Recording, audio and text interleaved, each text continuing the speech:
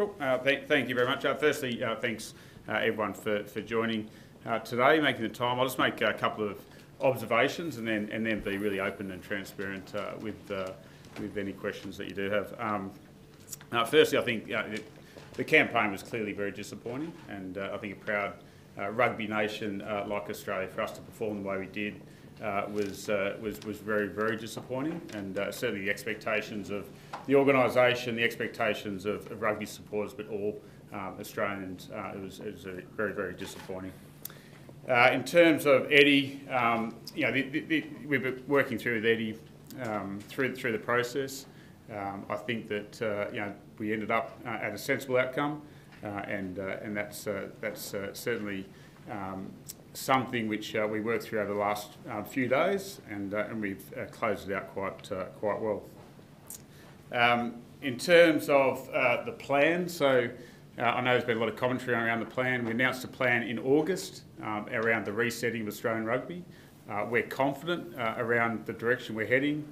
We're looking at, I guess, the separation of high performance and also a greater focus on the community game. In terms of finances, I'll talk through the financial aspects. We went through a private equity process that obviously ceased as we chose to go through into a debt process. We'll talk through more as we go into questioning. Finally, I'll just talk through, I guess, when we talked to the reset, is the most important aspects here is to unite. And as a game, how do we come together and unite as a game? So, as I said, 5 pretty simple points there in terms of how I'm thinking about things. In summary, disappointing result. In regards to Eddie, I think we've come to a sensible conclusion, both for Eddie and for Rugby Australia. We have a plan. We announced a plan in August, and we'll continue on that path to execute that plan. Financially, we're in a challenged position, but we do have a path forward on the finances, and most importantly, as a game, we need to come together and unite. So I'll stop there and open to questions. As I said, I'll be very open, transparent, and honest with any responses. Phil, how big a mess has this left the game in? Well, there's a lot of good things happening across the game. I think that where we are from a performance at the World Cup, clearly disappointing. The loss against Fiji was a big loss. Wales had momentum going into the third game, and that was probably one of the most disappointing performances of the Wallabies for some time.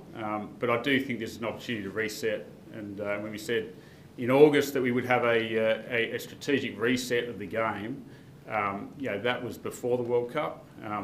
Performances have been on the decline for some time. In 2019, we just scraped through against Fiji. We lost the pool game to Wales, and then we were beaten 40-16 in the quarterfinal.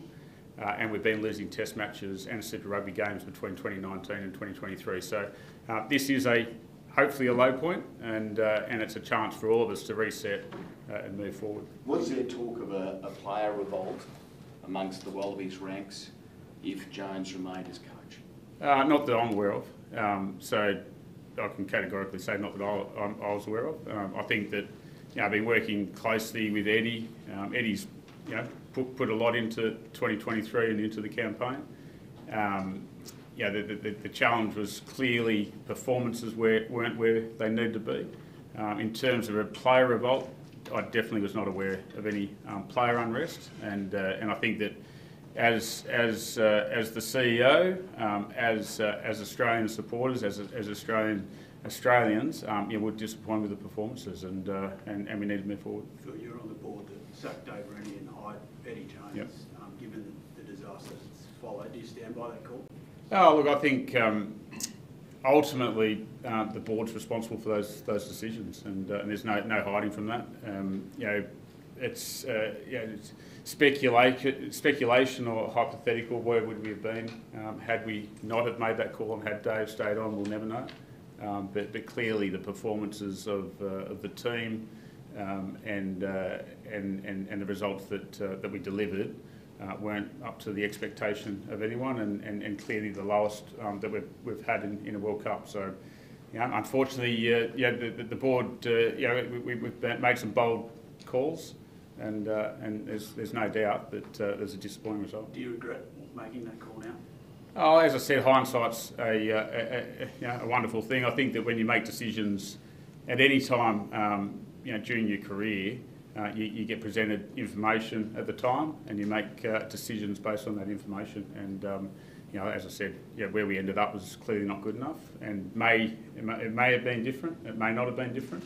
And it's a decision that we have to live with. And as I said, it's a disappointing result. You say it's a sensible decision you've reached. Are you disappointed Eddie's jumped ship, or are you pleased that you've got an opportunity to reset with a new coach going forward? Well, I think that so there's a couple of points I'll make. Is that Eddie's made comments around centralisation and the speed of centralisation, and then the funding side of things. I think that we're absolutely on the right path of high performance alignment. That means different things to different Super Rugby clubs depending on where they are in their maturity.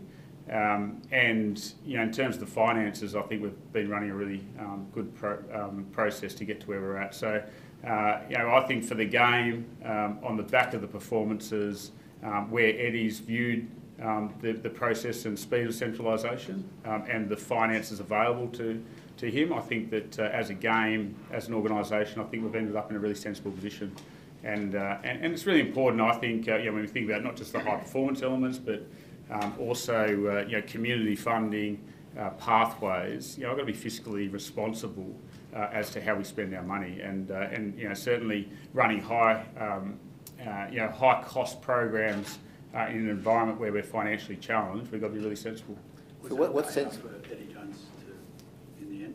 I think Eddie's covered that. It's certainly not about the money. And when I talk about sensible approaches and a collaborative approach, I really admire Eddie for the way he's handled the process to where we've ended up.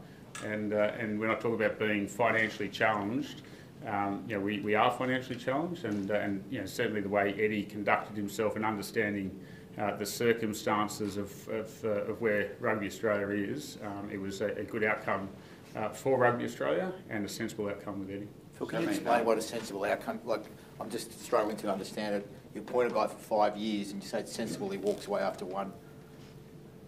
I just don't understand how that's sensible or what. Can you explain that?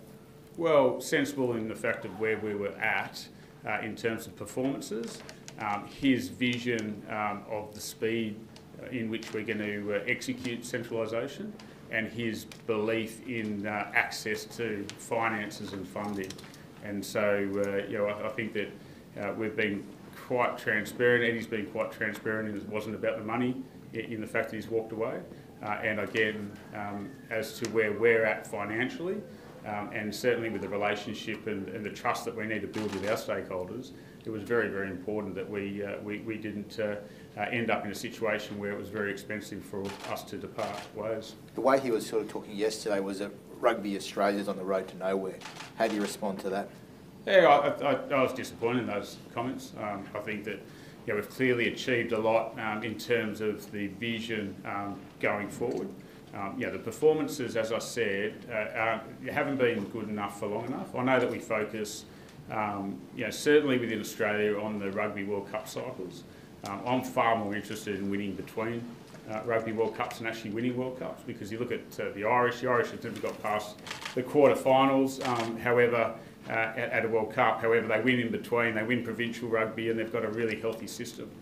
For us, we need to be winning between World Cups and not rely purely on World Cup success. So, I think that I think that it's actually a reset right across the high performance elements of the game, and we announced that before the World Cup. We understood where we're at, and I do think we're making really good progress with our Super Rugby club. So, in terms of having no direction, I'd strongly dispute that, because I do think we've got a very strong direction, a very strong vision. What is that direction? What is the direction? Sorry? What is the direction? Well, so the most important announcement we had in August was the reset of Rugby Australia, and that's essentially aligning all the high performance teams, so that the most important aspect is that everyone in the system's working towards the national success. And across the best systems and most successful systems, that's what they do. And so, you know, the sooner we can get to an aligned high-performance system, the better the game's going to be at a professional team level. Equally, the focus of that direction is the focus of member unions on participation and the community game. And you know, at the moment that has been a little bit confused, and we're moving away from that, so there'll be greater focus on the community participation side of the game, as well as more alignment across the high performance elements. Phil, have you actually got to the bottom whether Eddie actually interviewed with Japan before the Rugby World Cup? And should he turn up there in a couple of weeks' time, how would you feel? Yeah, I know that there has been some level of criticism around how we've handled this, and should we have called the Japanese. I genuinely don't think that that level of inquiry is required from me, and I've got a very good relationship with all the national unions and with the Japanese National Union. And you know, I took Eddie on his word. You know, I've seen some of the responses that you know you've asked, and they haven't been the clearest in response. Whether that's true or not, I don't think that changes the position we are right now in whether Eddie was to stay on or whether Eddie was to go. Did it play a role in your thinking about whether he should stay or not? No, no. So like, we looked at the performance, we looked at the direction and the trajectory that the team was on, and also his vision and his expectations around the timing of centralisation and also the access to funds. Just the second part of that. Oh, sorry. So I was just at the second part of that. It was if he turns up there in a couple of weeks' time, how will that leave you and Rugby Australia feeling? Again, I don't think it changes the path that we're on. How would we feel? I mean,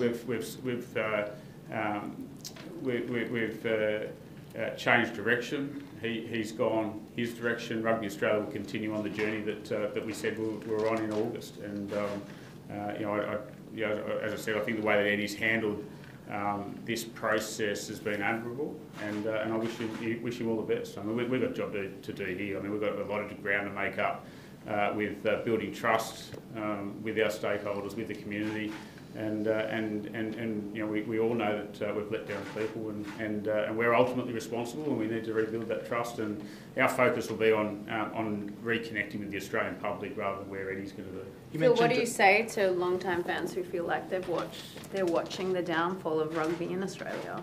Yeah, I guess. Well, I'll probably apologise, and I've done that a number of times just around the performance, because it has been, you know, bitterly disappointing. Yeah, there are a lot of good things occurring, and I think that, you know, when we went into the conversation on finances, you know, we did go down that PE path. We then won the World Cup hosting rights for 27 and 29. You know, the Wallabies beat France, top three teams for the first time ever on Saturday night. The Sevens teams continue to succeed. There's a lot of great activity in the community game. So rugby is healthy. The performances of the Wallabies, and I guess that's our shop front window, haven't been good enough. So for all supporters, you know, it's you know, we feel the pain, we feel that responsibility, we feel like we've let them down, and now we need to move forward, you know, with the same direction, the same vision, and the same passion that we do have, and we've got a lot to do. You mentioned earlier having to work together to get that national success back on track. Realistically, what would your message be to Wallabies fans? Like, how long will it take for them to expect the Wallabies to be competitive again on the international stage? Yeah, I don't think it's a quick fix, would be my starting position. But if you go back to, you know, and I'll use the Irish example briefly, but the Irish took some time when they moved to a new system and a new framework. And so I'd say it's not going to be a quick fix, but what I will say is that, you know, we need to maximise our performance, and we've got Lions in 25, less than 2 years away. Home World Cup in 27 for the men, 29 for the women, and as we've seen with 2003 with the Home World Cup, the Matildas just recently, going deep in the Home World Cup is so critically important, and we've got a lot of work to do. Phil, do you feel like you're a captain of a sinking ship in any way? No, I don't. I mean, I think there's no one more disappointed, Danny, than myself. You know, I took on the role knowing that there's challenges, but also knowing there's huge upside and opportunity if we can unite and get together. So, you know, I take on the responsibility. I've got to, you know, I'm excited by the opportunity.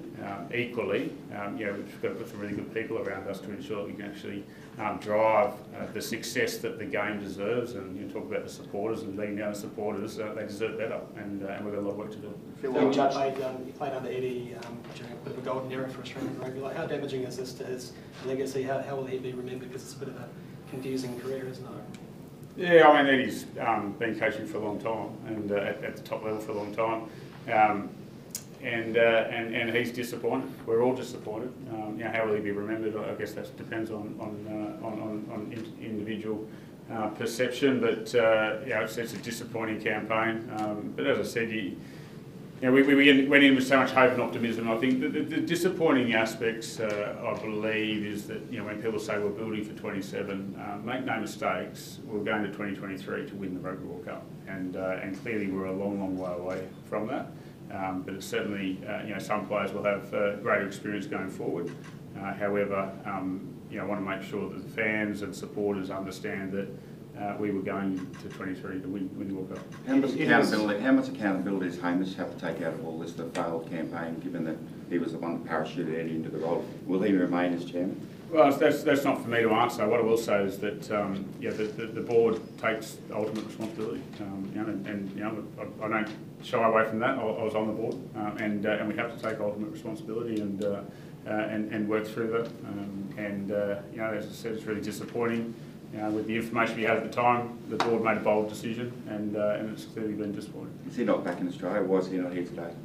I think Hamish was at the World Rugby Awards last night, and I guess it is one of those ones when you're here to challenge, you know, why people are still in France. You know, there's been a lot of very significant meetings in France over the last week, which you know, a lot of it's been around, you know, the World Rugby calendar, you know, the timing of the Rugby World Cup and shifting the window of the Rugby World Cup from the middle of September to the start of October is actually really significant for our market. And you know, and you know that with you know, Rugby League, AFL Grand Finals, having clear air is really important. So there's a lot of very, very important conversations and meetings that have been occurring in France over the last period of time. Phil, what's the time frame for selecting a new coach, and have you got a shortlist drawn up? Yeah, it's all very raw, so we want to make sure that that we get the right panel together, and once we get that panel together, then run a process. You know, our next test is not until July next year, so we have time.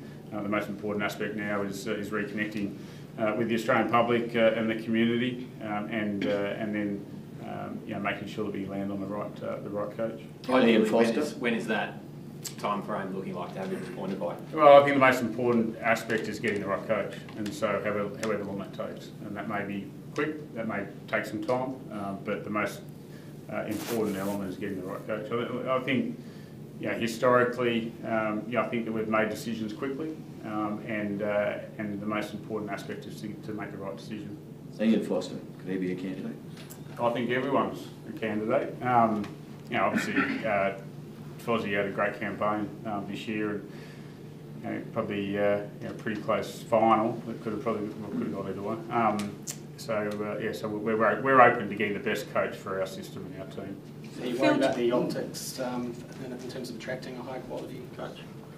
So, are you worried about how the Eddie Jones affairs played out? Clearly everything's not rosy. Are you worried about that hurting your chances of attracting a really high quality coach? Well, no, not, because if you look at the runway that we have and the opportunity, you know, 2025 Lions, home World Cup in 27, I think it's a really good opportunity for any aspiring coach. And you know, I think that, you know, coaches are pretty ambitious. They look at our talent across the system. Yeah, we've got a lot of work to do in retaining good quality talent through pathways, and that's why we talk about the, you know, how fast is it going to be. I mean, we do a lot of work on retaining good talent coming through our pathways, but I think it's a pretty attractive role for top coaches. Phil, do you generally think that community rugby union is healthy at the moment? Do you think it's thriving? Yeah, I think yeah, I do think it's healthy, and I spend time you know, at Shoot Shield games during the year. I spend most Saturday and Sunday mornings at 8 o'clock at junior clubs. It is, we've got a lot of work to do. But do you think, though, you've made watching rugby union per se accessible to all Australians, given the fact that most of the Rugby World Cup games were on a paid subscription service? Do you think rugby union is really being advertised to all Australians, that they can all play the sport and all watch the sport, or is it just really being geared to one sort of socio-economic level? No, I do think it's accessible. Phil, you mentioned finances a lot. Joseph Swaley, big signing. Tell me, is that still a secure signing in your eyes, and any regrets about that move? Well, we're committed to Joseph. Joseph's committed to rugby. There's been the speculation around how much that cost. I come back to the fact that we've got to be fiscally responsible for the game, given the financial challenges, and we need to drive Wallaby and national team success. And we're hopeful that Joseph helps with that, as will many other players. Phil, now that the Wallabies, Eddie is gone, what does the scope of the investigation into what went wrong with the Wallabies look like? Like, how deep will that be, given potentially the biggest problem is he's already decided to leave? Yeah, I think, so we'll announce the review scope in the coming days. I think it's really important. The head coach is one element of it, but how do we actually do the appropriate review to understand what's the best performance environment to be successful going forward, and we'll share more information on that scope and the purpose of the review. And whilst Eddie was leading the campaign, the focus will be around 2023 campaign, and then what's the most appropriate performance environment to lead to success going forward. What about the boys? How are they? Are they just coasting through this unaffected? So I'm meeting with the players tomorrow, and I feel for them. And we saw the emotion that came out after the Welsh game. I mean, it's not easy when you're putting everything you possibly can into performing with the crest, the Australian emblem on your chest, and everyone felt for them, and it's our role, I guess, as administrators to surround them with the best possible people and environment for them to succeed. And I know that they're disappointed, and again, we take responsibility. There's not shying away from any responsibility here. We're ultimately responsible, and it's our job, to fix where we're at. Sure, it's one thing to say, put your hand up and say, we got it wrong, we're responsible. It's another for there to be consequence for that. There's a lot of people in the Australian rugby community who thinks there should be consequence at a leadership level. Do you think that's fair? And could there be board members, leadership chairs moving on after this? Yeah, well, as I said, we're ultimately responsible. I think there's the governance framework around Australian rugby that provides for that, if that's what our stakeholders and our members and people would like. So, there's a lot that goes into making decisions, and there's certainly the performances on the back of the decisions that were made were not what any of us had anticipated. So, as I said, there's governance framework for that. That's been forced out. What about people kind of walking out, I guess, to help renew the confidence levels at all levels of the community, of sponsors, that sort of thing? Would there be that you're talking about the governance framework, and that's a method for people to be voted out essentially? Do you think that there's potential for people to decide that it'd be in the best interest of the game for them to move on? Again, I don't think as a CEO it's my place to comment on that. What I will say is that all administrators and the board are as disappointed with the performances and the outcome as everyone else, and it's been really disappointing, and we are responsible. Can you explain the move from private equity to the debt capital raise? Like, was that a decision made by you, or was there a cooling off from the PE firms towards Rugby Australia as far as its value? Yeah, I think it was quite a lengthy process, and I know a few people here in the room know the level of detail within the process. We had an advisor. We went through that PE process. The time frame that it took for us to get to a position allowed us to win the 27 and 29 World Cup, which changed the revenue outlook going forward. You look at the enterprise value when we're going to market, and it's probably at its lowest. and therefore, if we get a sensible debt solution, we get the revenue events of 25, 27 and 29, it's always going to be cheaper to take a debt solution than an equity solution, given where we are in the cycle. So, I think that we chose, there's certainly a market there for PE, but we chose to go towards a debt solution. As you said, you've got to be fiscally responsible. Can you confirm whether you're currently negotiating with any rugby league players on changing to rugby union? Well, there's always activity and conversations occurring across talent and pathways. So, if it's specific to one individual, then happy to answer the question. But I'm sure there's people who play both codes through their pathways that we're talking to, but I can't confirm or deny what level, because I just don't know the detail of every single conversation occurring. Is it fair for people within rugby union to have some criticism for the body around putting money into those investments? Well, again, it's going to be how the performances come through over time. I started playing when I was 4 for the Namarang Tigers, so I get pathways, I get the rugby union juniors, and the expectation of the community. Those players who play other codes have had extensive history in rugby union, and so it's fair to say that our preference is to attract the best possible rugby players coming through the system. Sorry, Phil, just to be totally clear, Eddie won't be receiving any payout beyond 1 year of his 5-year tenure. Is that what you're saying? You said he's been transparent, but wasn't totally clear with your answer. We've got a deed of release with Eddie. As I said, the reason why we have taken some time to get to our announcement this morning is because we're working through that deed of release, and I think I've been fairly transparent around the fact that Rugby Australia has ended up in a very good situation financially through the separation.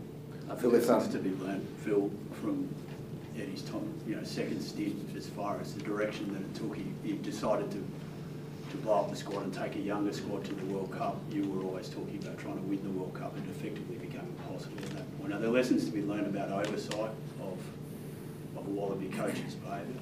No, without doubt. I think, and you go through, where Eddie's been very successful over time has been, driving the best possible performance out of his players individually, and I guess there were some significant changes across support staff and the player changes, and with the time frame to actually get to the World Cup from those changes. It was a very difficult task, so that will come through, no doubt, as we go through the review. Just on centralisation, were there actually any conditions in Eddie's contract around where you had to meet, or timelines on getting a high performance program established or anything like that? Yeah, I don't want to go into people's contracts, but there were certain provisions within the contract. Eddie's perception of how quickly we'll get to a aligned high performance system probably is different to what speed we think we'll get there, and I'm still really optimistic as we work through with our stakeholders and our member unions that we're on the right path. How quick is it going to be, and how quickly can we turn around performances? We'll see, but I'm very comfortable with the speed in which we're executing it. What speed is that? Like, what speed do you have in mind compared to what he had? So we. And again, without breaching the confidence of some of our Super Rugby clubs, some are at different points in time than others, and we'll be making some announcements pretty quickly on a couple of Super Rugby clubs, and then we'll work through others. But there's been a consistent agreement on the fact that we need to align the high performance system. Where the confusion has entered has been around the commercial aspects, which then comes back to the importance of the financials to ensure that we can afford centralisation and the alignment of high performance. Do you think you spent too much money on the World Cup campaign? We'll go through, that'll be part of the review process as well. So as I said, we've got to be given where we are in the cycle, we've got to be really really sensible as to how we spend money. Phil, is this rock bottom for Rugby Australia? Only ways up? I hope so. I mean, yeah, look, as I said, I think there's a lot of good things happening across the game. Where the Wallabies performed at the World Cup was as low as I've seen in my time. And you know, to the earlier question on the players and how they're feeling, you know, I wouldn't put all the responsibility on the players. I think that the environment we've created for them has not enabled them to perform at their peak, and we take responsibility for them. Just on a player who wasn't there, Michael Hooper, there was some commentary just in the last couple of days from Eddie describing him as perhaps not the right role model for this squad. Is that a comment endorsed by Rugby Australia for arguably one of their greatest Wallabies of all time? You agree with Eddie's comments? It seems a bit of an unfair statement that a guy gave so much to the Wallaby jumper. Yeah, I think it's a completely unfair comment. You know, I think that, you know, across Michael Hooper, Craig Cooper, Bernard Foley, I think there's 280 to 300 test matches between those three. You know, they've all put their body on the line over a long period of time, and are role models to not just their peers, but young boys and girls coming through the system. So I think it is an absolutely unfair comment towards those players, given what they've contributed to rugby. Phil, the Wallaby in the squad? Well, look, I'm not a selector. Sometimes I wish I was, but I think you know, again, hindsight's a wonderful thing. Yeah, there's certainly a gap between, you know, what we put out there on the field compared to our opposition. Clearly, with the results that we have, and there are a lot of you know, very capable and good players left at home. Phil, if Japanese rugby ring up and ask for your opinion of Eddie or a reference, what do you say? Well, I haven't spoken to anyone, as you know, around Eddie, but I must say, like, and again, to Eddie's credit, I mean, he put everything into 2023. It didn't work out. He made some bold decisions on selection, but there's no lack of commitment from what I observed. And you know, as you said, I've got a long relationship with Eddie that dates back to sort of 1999. So it's you know, he's a world-class coach. It didn't work out for Australia, but it may work out for someone else going forward. He's said that often, that he's insulted by people questioning his commitment, and yet he's resigned. These two things don't marry up. Like he said a couple of times during the year, I'm here for 1 year. Like, has Australian rugby been played a little bit by Eddie Jones? Well, again, I from my observation of how he ran the campaign, I don't think it was a lack of commitment. And you know, I know there's been other comments that, you know, he said, yeah, we're going to lose, I'm going to leave after the World Cup. Again, I didn't see a lack of commitment towards the campaign. So, yeah, it didn't work out. We are where we are. You're also advertising for a high-performance manager. So how important is it that and the head coach are aligned, like in terms of the timeframes of hiring people, because they have to clearly work so closely together? Yeah, so it's a really good question, because a lot of questions that we've had is around where are we at on the high performance director of high performance, and you know, we've deliberately held off until after the Rugby World Cup to see how the Rugby World Cup unfolded. And I think the combination between the director of high performance and the Wallaby head coach is a really tight one, and structurally we're working through how reporting lines work through that. So you know, we're hopeful that we land on a very capable director of high performance, and then, you know, work through the coaching appointment. Phil, did the Wallaroos make a bit of a statement, a bit of a kick up the backside for the governing body with that performance on the weekend?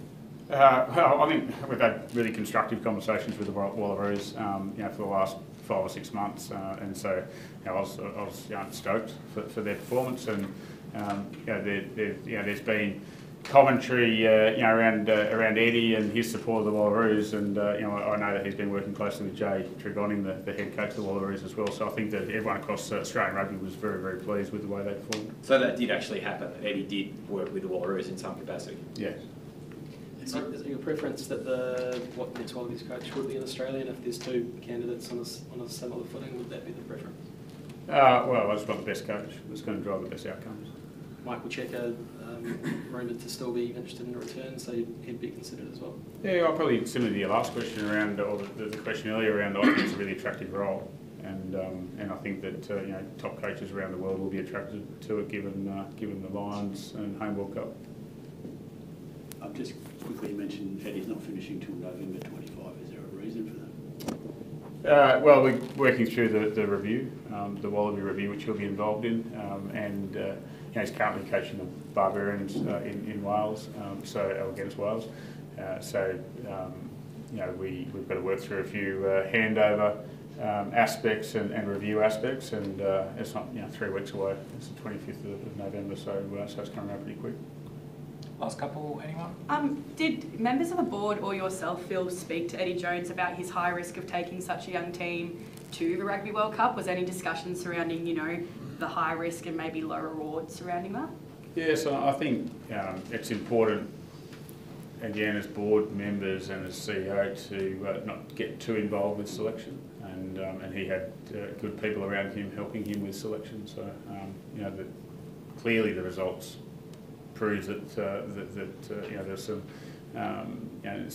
some potential errors in those selections, but again, I don't want to get involved in selection. Do you have confidence that the Wallabies can put out a good show against the British and Irish Lions, which is only 2 years away? Yeah, look, I think we saw the performance in Dunedin against the All Blacks for 65 minutes where we're in front. You know, they pushed the Springboks and potentially could have won the World Cup final. So, you know, my view on all these aspects is you're never as far away as you feel like you might be, and you're never as far ahead as you feel like you might be when you're winning. And so I think that you know, we've got a lot of good athletes. It's really important for us to get the system right, Super Rugby clubs winning, and that will lead to confidence with the Wallabies. Last one. You reference that Ireland system a lot. I mean, as an Australian on top of that, and David Nusafora, do you look to reach out to him to maybe come back or sort of get his advice of what's worked for Ireland that you can sort of implement here in Australia? Yeah, I think it's really important to talk to all people who understand systems, because you know, they perform particularly well, and David's done a really good job. With the summer of tennis right around the corner, Wide World of Sports has every angle covered. From match highlights, press conferences and every breaking news story, Wide World of Sports is your home of tennis. So click that subscribe button so you don't miss a thing this summer.